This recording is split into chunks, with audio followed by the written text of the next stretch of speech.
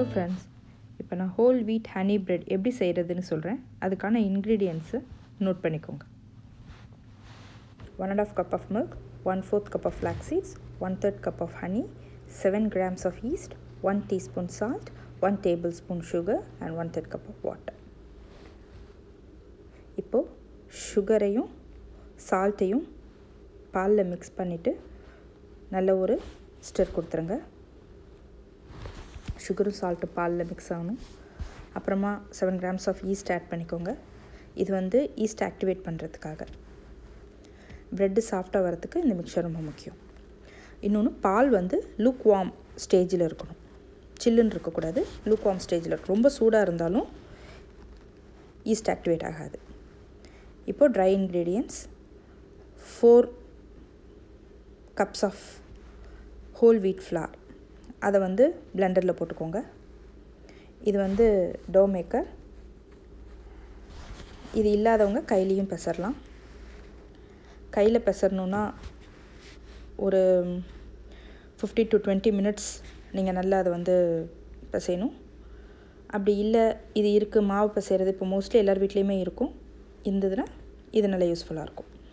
அதிலே போட்டுக்கோங்க. ஹனியும் அதிலே விட்டுருங்க. இது நான் இன்னொரு வீடியோவில் உங்களுக்கு கையில் ப்ரெட் செஞ்சு காமிக்கிறேன். மாவை கையில் நீட் பண்ணி காமிக்கிறேன்.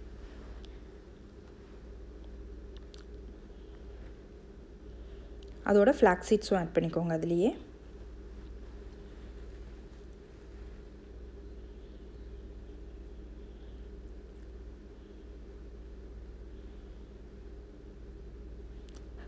இதில் ஒன்று சொல்ல விட்டுட்டேன், 1 டேபிள் ஸ்பூன் பட்டரும் ஆட் பண்ணிக்கோங்க. இது ஆப்ஷனல் தான். பட்டர் வேண்டாம் அப்படின்னு நினைக்கிறவங்க ஜஸ்ட் வெஜிடபிள் ஆயில் கூட ஆட் பண்ணிக்கலாம்.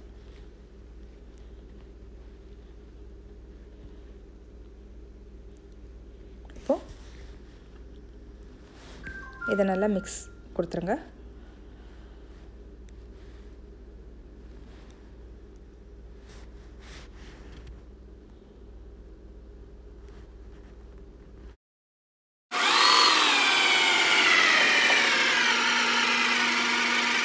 இப்போ மாவு ஓப்பன் பண்ணி பார்க்கலாம். கொஞ்சம் ஹார்டாக இருக்குது. இதில் ஒரு 1/3 இல்லைனா அதுக்கு கம்மியாக கொஞ்சம் வாட்டர் ஆட் பண்ணிவிட்டு திருப்பி ஒரு மிக்ஸ் கொடுங்க.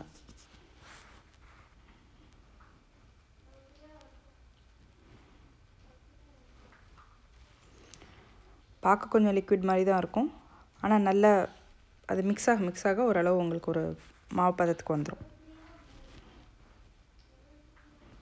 ஓப்பன் பண்ணி பார்க்கலாம். பாருங்கள், இதுதான் கரெக்டான பதம். மாவு ஸ்டிக்கியாக இருக்கேன்னு சொல்லிட்டு யோசிக்காதீங்க. மாவு ஸ்டிக்கியாக தான் இருக்கணும். ஏன்னா நம்ம ஈஸ்ட் போட்டிருக்கிறதுனால மாவு ஸ்டிக்கியாக தான் இருக்கும். இது எல்லாத்தையும் வேறு ஒரு பவுலில் ட்ரான்ஸ்ஃபர் பண்ணிக்கோங்க. ட்ரான்ஸ்ஃபர் பண்ண மாவை நல்லா இந்த மாதிரி பசரிக்கோங்க. இது ஃபஸ்ட்டு ஸ்டிக்கியாக இருக்கும். கையில் கொஞ்சம் எண்ணெய் தடவிக்கிட்டு அது நீங்கள் பெசர நல்லா இந்த மாதிரி பால் ஷேப்புக்கு வந்துடும். பதம் இப்படி தான் இருக்கணும். மாவு ரொம்ப நீர்க்கவும் இருக்கக்கூடாது, ரொம்ப ஹார்டாகவும் இருக்கக்கூடாது. நல்லா மோல் பண்ணி பவுலில் எடுத்து வச்சுருங்க. இது ஒரு கிச்சன் டவல் இல்லைன்னா பிளாஸ்டிக் டவல் போட்டு ரேப் பண்ணி நல்லா வார்மான பிளேஸில் எடுத்து ஃபஸ்ட் ப்ரூவிங்காக வச்சிடணும்.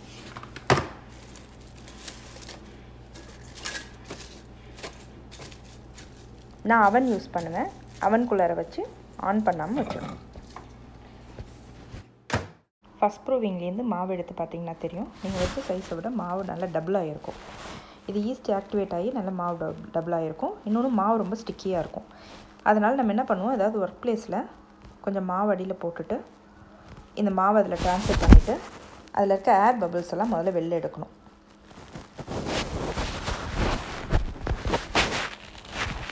நல்லா ப்ரெஸ் பண்ணி விட்டிங்கனாவே அதில் உள்ள அந்த ஏர் பபிள்ஸ் எல்லாமே போயிடும். பாருங்கள், நல்லா ப்ரெஸ் பண்ணி விடணும். நீங்கள் அடியில் மாவு போட்டிருக்கிறதுனால கொஞ்சம் ஸ்டிக்கினஸ் குறைஞ்சிருக்கும்.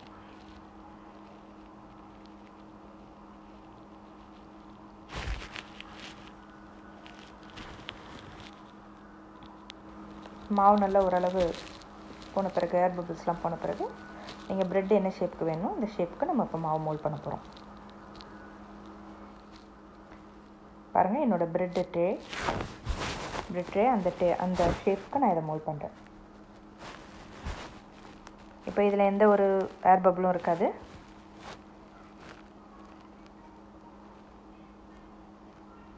அது கொஞ்சம் என்னோடய ப்ரெட்டு கொஞ்சம் ஸ்மூத் டெக்ஸ்சராக வரணுங்கிறதுக்காக சில பேட்சப் ஒர்க்லாம் பண்ணுறேன். இப்போ பார்த்தீங்கன்னா ப்ரெட் ட்ரேயில் நான் பட்டர் பேப்பர் போட்டு வச்சுருக்கேன். அதில் வந்து நான் ப்ரெட்டை வச்சிடுறேன். இப்போ இதில் உங்களுக்கு அந்த பார்ச்மெண்ட் பேப்பர் வீட்டில் இல்லைன்னா ஒன்றும் பிரச்சனை இல்லை. ஆயிலோ பட்டரோ போட்டு நீங்கள் உங்கள் ப்ரெட் ட்ரே க்ரீஸ் பண்ணிவிட்டு இதை எடுத்து வச்சிடலாம். இதை நல்லா ப்ரெட் ஷேப்புக்கு நல்லா ப்ரெஸ் பண்ணி விட்டுருங்க, அந்த ட்ரே ஷேப்புக்கு. என்னோடய ப்ரெட் ட்ரேக்கு தகுந்த மாதிரி நான் மாவை செட் பண்ணிட்டேன். இப்போ கொஞ்சம் ட்ரையாக இருக்குன்னு ஃபீல் பண்ணிங்கன்னா மேலே கொஞ்சம் ஆயிலோ பட்டரோ போட்டு க்ரீஸ் பண்ணிக்கோங்க. அப்புறம் கிச்சன் டவல் இல்லை பிளாஸ்டிக் ரப் போட்டு செகண்ட் ப்ரூவிங்க்கு உள்ளார வச்சுடுங்க. இது ஒரு 1 hour வைக்கணும். அந்த டைமில் நீங்கள் பேக்கவனை 350 degreesக்கு ப்ரீஹீட் பண்ணிக்கோங்க. பாருங்கள், 1 hour கழிச்சு மாவு எடுத்தால் எந்த அளவு ரைஸ் ஆகிருக்கு பாருங்கள். ஸோ இதை வந்து பேக்கவனில் வச்சுருங்க. வச்சுட்டு 35 minutes இதை நீங்கள் பேக் பண்ணணும். இப்போ 35 minutes என்னோடய பேக்கவனை நான் செட் பண்ணிக்கிறேன். இதில் நான் ஒன்று சொல்ல மறந்துட்டேன். என்னோடய ஃபஸ்ட்டு ப்ரூவிங் 2 hours வைக்கணும் மாவு ரைஸ் ஆகிறதுக்கு. செகண்ட் ப்ரூவிங் 1 hour வைக்கணும். அப்போ தான் நல்ல மாவு ஏரேஷனோட ரைஸ் ஆகி வரும். பாருங்கள், 35 minutes ப்ரெட்டு எவ்வளோ அழகாக பேக் ஆகி வந்திருக்குன்னு. எவ்வளோ சாஃப்டாக எவ்வளோ அழகாக பேக் ஆகி வந்திருக்கு பாருங்கள். இப்போ இதை கட் பண்ணி காமிக்கிறேன் உங்களுக்கு.